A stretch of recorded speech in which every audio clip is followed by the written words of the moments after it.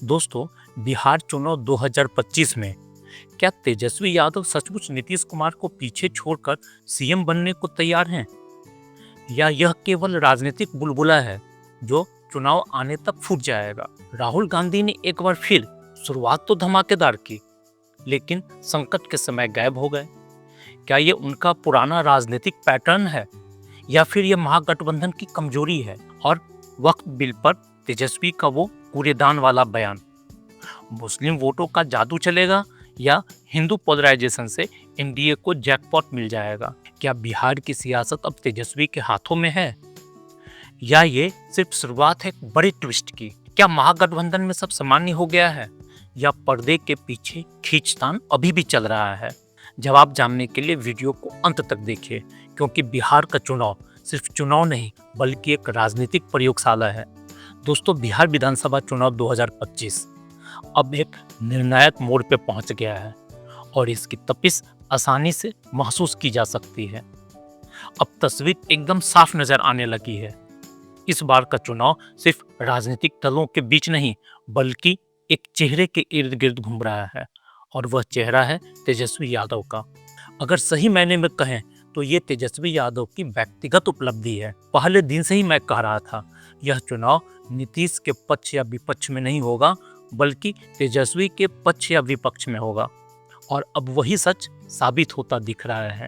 इस सच्चाई को भले ही एनडीए के कोई भी नेता मानते नहीं हो, लेकिन जानते सब हैं कि अगला मुख्यमंत्री नीतीश कुमार नहीं होंगे, भले ही चुनाव उनके नेतृत्व में लड़ा जा रहा हो।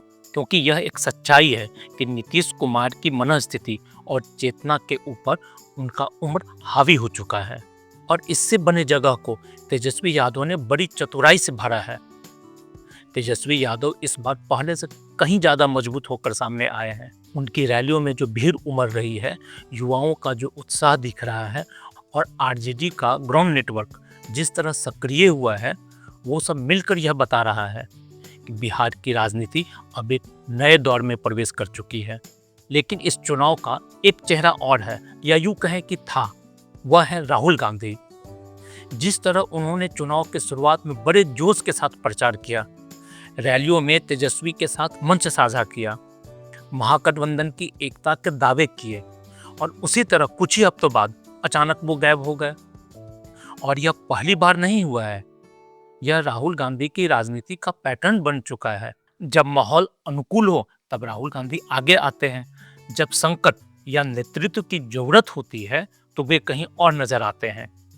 बिहार चुनाव इसका ताजा उदाहरण है, या हो सकता है इस बार भी वह हरियाणा चुनाव की तरह रूठ कर बैठ गए हों, जैसे वो कोई लड़के के शादी में फूफा हो।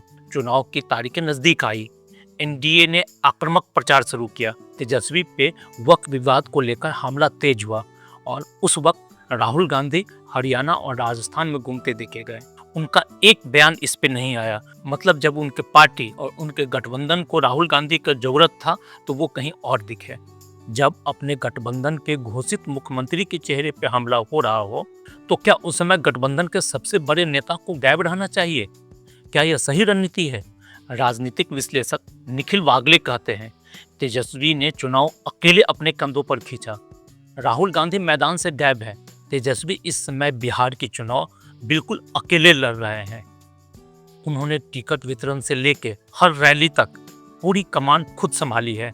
लालू प्रसाद की तबीयत खराब होने के बावजूद उन्होंने संगठन को जमीन पर टिकाए रखा, और वहीं कांग्रेस, उनका पूरा ढांचा बिखरा हुआ दिख रहा है।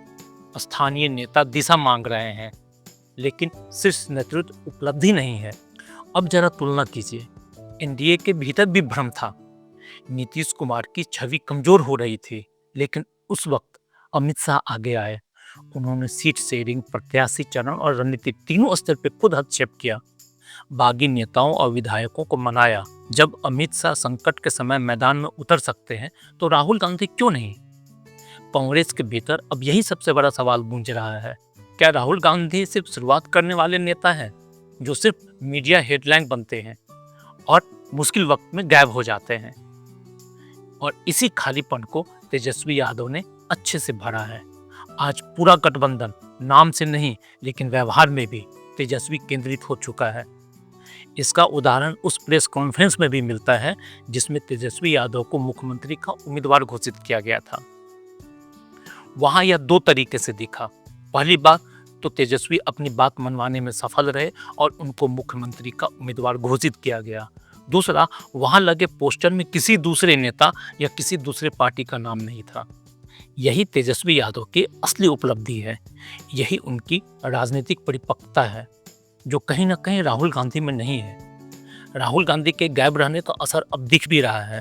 कांग्रेस की सीटें घटने लगी, उनका वोट बैंक धीरे धीरे खिसक रहा है और बिहार का पूरा नैरेटिव अब तेजस्वी के इर्द गिर्द घूम रहा है। लेकिन तेजस्वी के सामने भी सब कुछ आसान नहीं है। उनके एक बयान ने पूरे राजनीति का मूड बदल दिया। वक्फ संशोधन बिल पर उनका बयान, कटिहार की रैली में उन्होंने कहा, अगर हमारी सरकार बनी तो हम इस वक्फ एक्ट को कूड़ेदान में फेंक देंगे। इस एक लाइन ने बिहार की सियासत में भूचाल ला दिया। मुस्लिम बहुल सीमांचल में इस बयान का स्वागत हुआ। जो वर्ग पहले से उनके साथ था वो उनके समर्थन में और मजबूत हो गया। लेकिन इस मुद्दे ने बैठे बिठाए एनडीए को बढ़त दे दी, क्योंकि खुद एनडीए भी इस तरह का ध्रुवीकरण चाह रहा था। एनडीए भी इस मुद्दे को खत्म नहीं होने देना चाहेगी। एनडीए नेताओं ने इसे संवैधानिक अज्ञानता कहा। यह राहुल गांधी और तेजस्वी के उस नैरेटिव को भी चोट करता है जिसमें वो कहते हैं कि वे संविधान के रक्षक हैं। भाजपा कहती है कैसे कोई राज्य सरकार केंद्र के कानून को फेंक सकती है, और यह सच भी है। संवैधानिक रूप से यह संभव नहीं है। और यही सवाल अब बिहार के मध्य वर्गीय वोटरों में घूम रहा है। क्या तेजस्वी का यह बयान सिर्फ वोटों की रणनीति थी, या यह वास्तव में संवैधानिक समझ के परे एक भावनात्मक प्रतिक्रिया थी?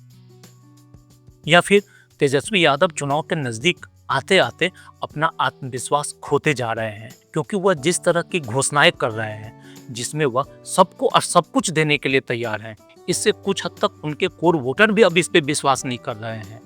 राजनीतिक विश्लेषकों का कहना है वक्फ बिल वाला बयान गठबंधन के लिए दुधारी तलवार बन गया है। मुस्लिम यादव वोटों का एकीकरण तो हो सकता है, लेकिन हिंदू ओबीसी और सवर्ण वोट का भी ध्रुवीकरण तय है। आज वक्फ बिल ट्रेंड कर रहा है। जहां भाजपा समर्थक संवैधानिक संकट और सरिया का डर फैला रहे हैं, वहीं तेजस्वी की एक लाइन ने एनडीए को न सिर्फ एकजुट कर दिया है बल्कि उनमें एक नया जोश भी भर दिया है। और एनडीए के लिए यह सही समय पर घटी सही घटना है। यह उनके लिए किसी जैकपॉट से कम नहीं है। फिलहाल सीमांचल की रैलियों में तेजस्वी के पक्ष में लहर दिख रही है, लेकिन यह लहर कितनी देर टिकेगी यह देखना बाकी है। यानी बिहार की इस जंग में तेजस्वी यादव का विकास और रोजगार वाला संदेश अब एक नए वक्फ विवाद के साये में है। जहां एक तरफ वे मुस्लिम वोटरों को एकजुट कर रहे हैं, वहीं दूसरी तरफ एनडीए हिंदू वोटों के ध्रुवीकरण में व्यस्त है। मतलब यह एक ऐसा खेल है जो महागठबंधन और एनडीए दोनों को पसंद है, और यही इस चुनाव का असली टर्निंग पॉइंट हो सकता है। कुल मिलाकर अक्टूबर 2025 का महीना तेजस्वी यादव के लिए मिला जुला साबित हुआ है। वो मजबूत तो दिख रहे हैं, लेकिन विवादों में भी घिरते जा रहे हैं। उनके वादे बड़े हैं, लेकिन उनकी व्यवहारिकता पे और उनके सफल हो पाने पे सवाल है। बिहार चुनाव की ये कहानी दो चेहरों से शुरू हुई थी। एक तरफ तेजस्वी यादव जो आज भी मैदान में हैं, लड़ रहे हैं, बयान भी दे रहे हैं और जवाब भी सुन रहे हैं। दूसरी तरफ राहुल गांधी जो शुरू में दिखे और अब दृश्य से बाहर हैं। दोस्तों, आप सबों का बहुत बहुत धन्यवाद मेरे साथ इस वीडियो में बने रहने के लिए।